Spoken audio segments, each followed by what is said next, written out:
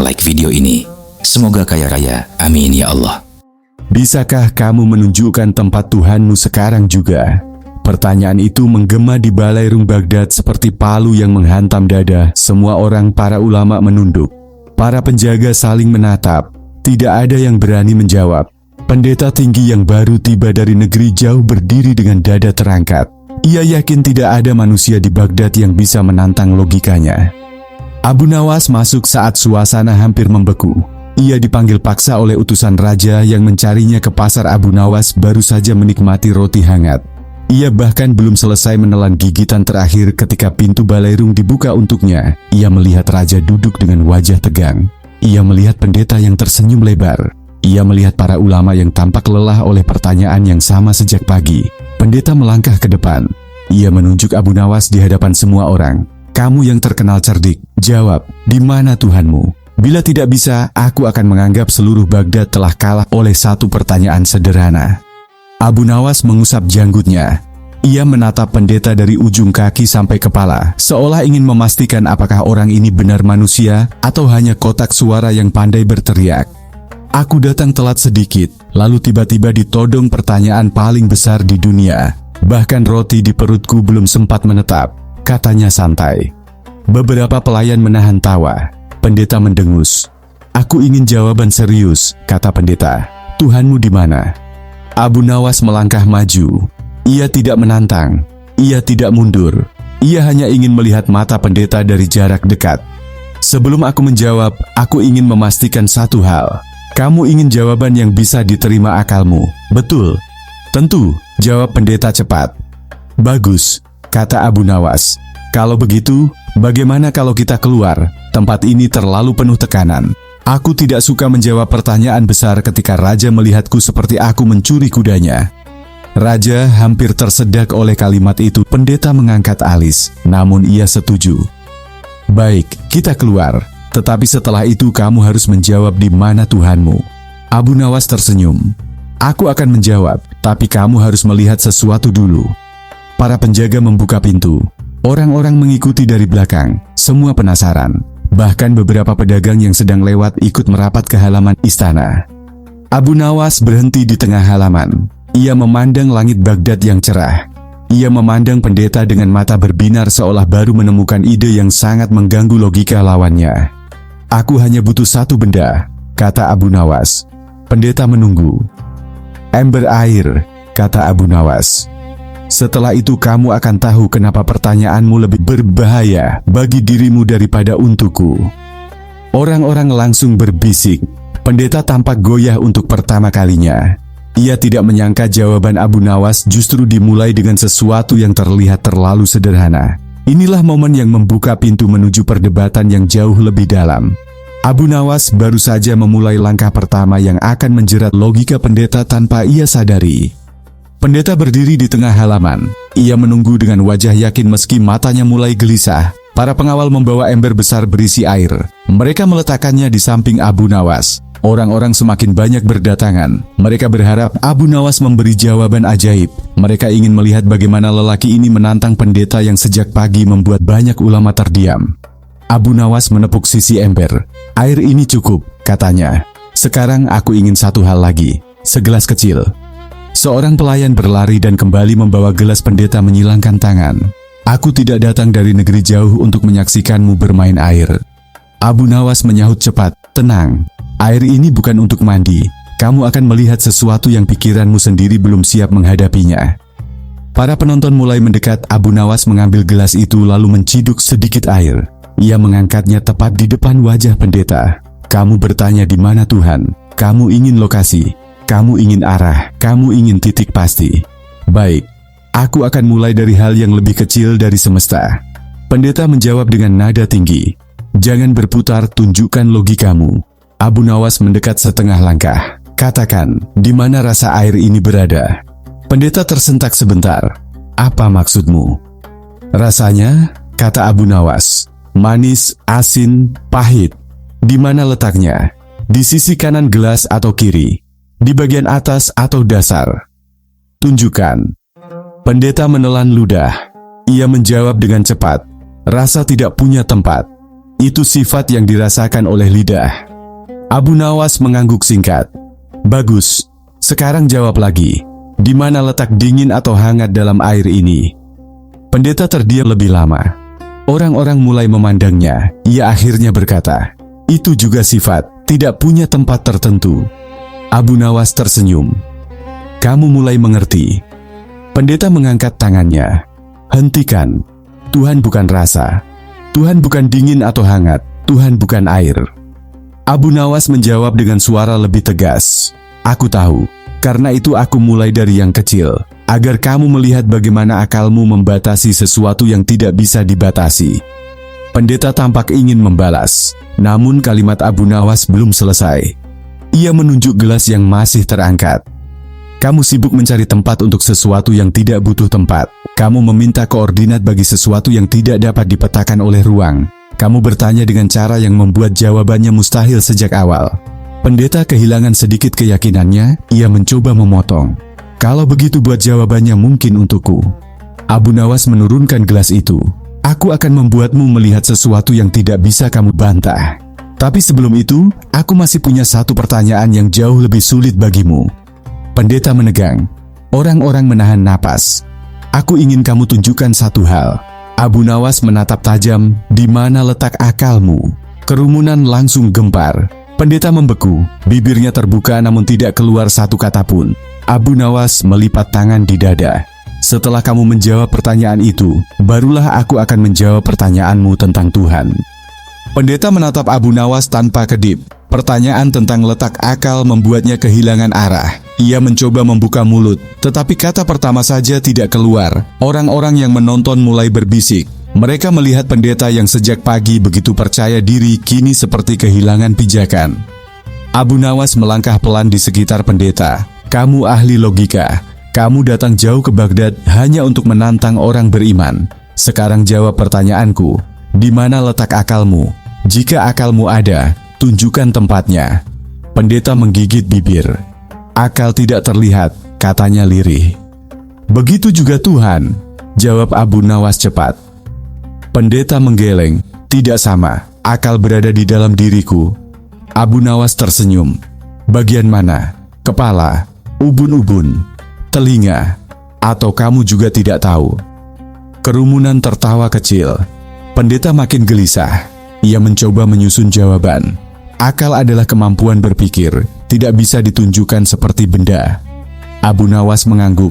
Ya, kamu mengaku akalmu ada tanpa harus menunjuk tempatnya. Kamu mengakui fungsinya, meski tidak bisa menggambarkan bentuknya. Kamu mempercayai keberadaannya tanpa memaksa akalmu memberi lokasi pasti. Pendeta terdiam, wajahnya memerah. Ia tampak ingin membantah tetapi ujung kalimatnya selalu runtuh sendiri. Abu Nawas menatapnya lebih dekat. Kamu ingin tahu di mana Tuhan. Kamu meminta lokasi. Kamu meminta arah. Kamu memaksa akal menjangkau sesuatu yang tidak terikat ruang. Kamu menuntut Tuhan memakai batas yang dipakai makhluk. Pendeta menahan napas. Ia tidak bisa membantah. Ia tahu logikanya sendiri sedang memukul balik. Suasana semakin tegang. Raja memperhatikan tanpa bergerak. Para ulama yang tadi gelisah mulai mengangkat kepala. Mereka melihat pendeta mulai goyah pada titik paling dasar pemikirannya. Pendeta mencoba kembali menyerang. Kalau begitu, katakan saja. Jelaskan bagaimana Tuhan ada tanpa tempat. Abu Nawas mengangkat gelas air yang tadi ia taruh di tanah. Aku bisa menjelaskan, tapi sebelum itu aku ingin kamu melihat satu kenyataan lain. Hal ini lebih dalam dari rasa air, lebih sulit dari letak akal, dan kamu harus menjawab dengan jujur. Pendeta menelan ludah. Apalagi? Abu Nawas memutar gelas perlahan. Apakah kamu bisa melihat udara dalam gelas ini? Tidak, jawab pendeta. Tapi kamu yakin udara ada? Tentu saja. Bagus, kata Abu Nawas. Jika kamu tidak mampu melihatnya, tidak mampu menunjuk tempatnya, tidak mampu menggambar bentuknya, lalu bagaimana kamu memastikan ia ada? Pendeta terdiam lagi. Penonton semakin rapat mengelilingi mereka. Dari kejauhan, beberapa pedagang yang lewat menghentikan langkah karena ingin melihat akhir dari benturan ini. Abu Nawas menatap langit Baghdad, lalu menatap pendeta kembali. Kamu percaya udara karena kamu merasakan pengaruhnya. Kamu percaya akal karena kamu melihat hasilnya. Kamu percaya rasa air karena kamu mencicipinya. Kamu tidak memaksa semuanya memiliki bentuk dan tempat, tetapi kamu memaksa Tuhan untuk itu. Pendeta mulai mundur satu langkah. Matanya bergerak mencari jawaban yang tidak ia punya. Abu Nawas menurunkan gelas. Suaranya merendah namun semakin tajam. Jika kamu memaksa sesuatu yang tidak terikat ruang untuk berada di dalam ruang, kamu sudah kalah sebelum mulai. Kerumunan terdiam total. Pendeta tampak seperti orang yang kehilangan pegangan. Ia tidak menyangka semua jalan yang ia buka justru berubah menjadi jebakan yang menyudutkan dirinya sendiri. Dan Abu Nawas belum mengeluarkan argumen terakhirnya. Ia baru memulai bagian paling memukul dari seluruh perdebatan. Pendeta menunduk. Ia masih mencari celah untuk membalas, tetapi pikirannya seperti tersangkut di jaring yang ia buat sendiri. Abu Nawas melihat kegelisahan itu. Ia tahu inilah saatnya mengubah arah dengan langkah yang tidak diduga siapapun. Abu Nawas berdiri tegak di tengah halaman. Baik, kamu ingin jawaban terakhir. Kamu ingin kepastian. Kamu ingin logika yang tidak bisa dipatahkan. Aku akan memberimu satu hal yang membuatmu tidak bisa lagi lari. Pendeta memaksa dirinya tegar. Katakan. Abu Nawas mengangkat tangannya dan menunjuk mata pendeta. Engkau tadi menuntut Tuhan memakai tempat. Engkau berkata sesuatu yang ada harus memiliki arah. Sekarang aku ingin kamu tunjukkan arah penglihatanmu.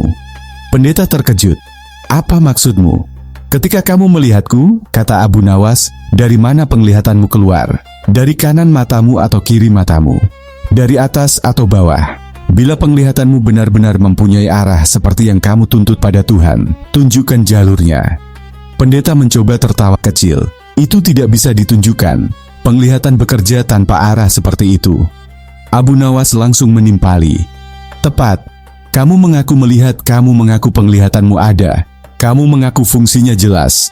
Tapi kamu tidak bisa menunjukkan arah keluarnya. Kamu hanya melihat hasilnya. Begitu pula manusia melihat tanda-tanda Tuhan. Para penonton mulai bergumam. Pendeta tampak semakin terpojok. Ia tahu Abu Nawas sedang mempersempit ruang logika yang ia tinggali. Abu Nawas mengambil langkah maju. Engkau ingin sesuatu yang tidak terikat ruang dipaksa memakai ruang. Engkau ingin sesuatu yang tidak mirip makhluk dipaksa memiliki sifat makhluk. Jika kamu memaksakan itu, kamu bukan mencari Tuhan. Kamu hanya mencari benda. Pendeta terdiam. Abu Nawas tidak berhenti. Jika aku bertanya, apakah engkau bisa memasukkan Baghdad ke dalam saku bajumu? Engkau akan menjawab tidak mungkin. Tapi kalau aku memaksa, jika aku berteriak, jika aku mendesakmu dengan logika palsu, apakah Baghdad akan tiba-tiba muat di sakumu? Pendeta menggeleng cepat. Tidak. Begitulah, kata Abu Nawas. Kamu memaksa sesuatu yang tidak mungkin hanya karena pertanyaanmu terdengar keras. Kamu tidak mencari kebenaran. Kamu hanya mencari kemenangan. Pendeta mulai goyah. Ia menatap gelas air, ember, langit, tanah. Tidak ada pegangan lagi. Semua jalur logikanya runtuh di depan matanya sendiri. Abu Nawas menurunkan suaranya menjadi tenang. Aku akan jawab pertanyaanmu dengan cara yang tidak bisa kamu bantah. Tapi sebelum itu, aku ingin memastikan satu hal. Apakah kamu siap menerima jawaban yang bisa mengubah seluruh keyakinanmu? Pendeta tidak langsung menjawab. Matanya bergerak gelisah. Kerumunan ikut menahan napas. Abu Nawas memandangnya tajam. Karena jawaban itu bukan tentang di mana Tuhan, tapi tentang apa yang sudah salah sejak kamu mengucapkan pertanyaan itu. Suara kerumunan pecah menjadi bisikan panikan. Pendeta tampak terjebak. Ia sadar langkah berikutnya akan membuatnya tidak lagi punya jalan kembali. Dan Abu Nawas baru saja membuka pintu menuju pukulan terakhir. Pendeta akhirnya mengangkat kepala. Wajahnya tampak letih. Ia tidak lagi berbicara dengan nada tinggi. Suaranya melemah. Baik, aku siap. Katakan jawabanmu. Abu Nawas berdiri di hadapannya. Tidak ada senyum. Tidak ada gurauan. Hanya ketenangan yang membuat pendeta semakin gugup.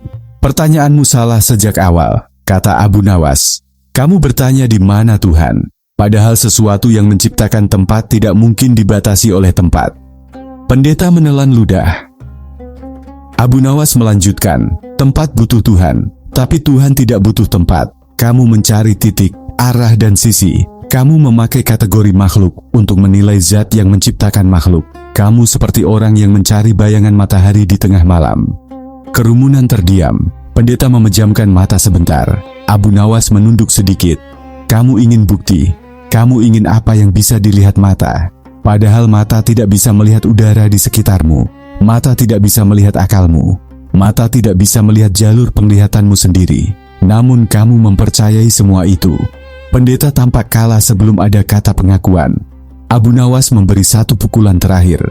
Jika udara saja tidak perlu tempat, jika akal saja tidak bisa dilihat, jika rasa saja tidak bisa ditunjuk, mengapa kamu memaksa Tuhan memakai batas yang bahkan tidak kamu pakai untuk hal kecil? Raja mengangkat tangannya. Semua mata tertuju pada pendeta. Pendeta akhirnya berkata lirih, "Aku tidak bisa membantahmu. Logikaku sendiri tidak cukup untuk menjawab apa yang kamu tunjukkan. Pertanyaanku tidak layak diajukan." Orang-orang menghela napas lega, sebagian tersenyum, sebagian takjub. Pendeta mundur selangkah lalu 2 langkah. Ia menatap Abu Nawas, seolah baru memahami sesuatu yang selama ini ia tolak. Abu Nawas menatapnya tanpa sombong. Kamu mencari Tuhan dengan cara yang salah. Kamu mencari ruang untuk sesuatu yang menciptakan ruang. Kamu tidak salah ingin tahu. Kamu hanya salah memulai.